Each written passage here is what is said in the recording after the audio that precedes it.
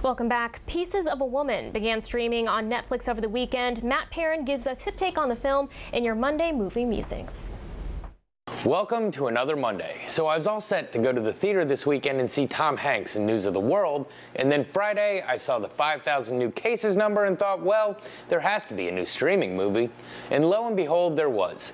Pieces of a Woman took some film festival awards and is generating some Oscar buzz. So I queued it up, sat back, cautiously optimistic as I am now with all new Shia LaBeouf movies, and here's my take on Pieces of a Woman. Our film begins with Martha and Sean, played by Vanessa Kirby and Shia LaBeouf, respectively. They are soon-to-be parents dealing with all the upcoming challenges, and we get to see a real-life couple exchange showing the family dynamic when picking up the new minivan that Martha's mom just bought for them. We then go into a stress-filled labor and home birth shot in a 20-minute one-shot. Having to use a substitute midwife, there are tragic complications that lead to the shattering of the human spirit. We follow Martha around over the better part of the next year as she deals with her grief in one way and Sean faces his in another. He acts out, breaking a 6-year sobriety and suffering out loud. Meanwhile, Martha retreats inside herself, wanting to donate the child and erase all evidence of anything ever happening. Their relationship strained to the point of them just existing around each other and all interactions being either silent or bitter. As much as Martha tries to hide from reality, we see it's almost impossible with her over-controlling mother,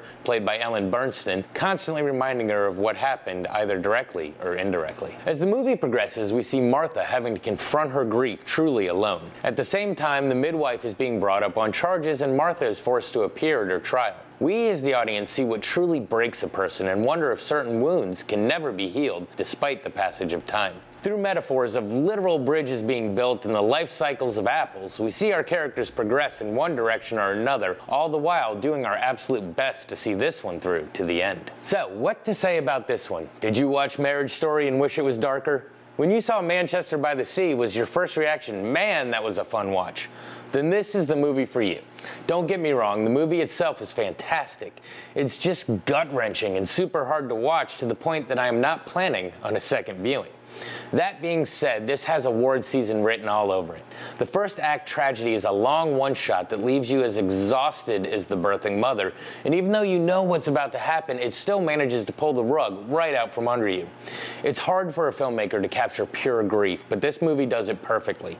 The scenes and dialogue are so disjointed that it puts you in that hopeless mindset of the characters. Shia LaBeouf has put his past behind him and continues to put in some solid performances. From the Peanut Butter Falcon to Honey Boy to this, he has grown into an actor. However, halfway through this, you're wishing for some Transformers levity. Vanessa Kirby gives a once-in-a-lifetime performance.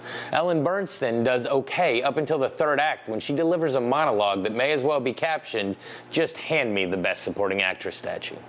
So all in all, this is a powerful film with slivers of hope waiting at the finish line. It's just a little tough to make it there. But I'm sure we may be revisiting this one come Oscar time.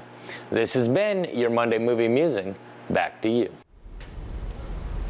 All right, well, stick with us. Tyler has one last look at your forecast when the news at noon continues.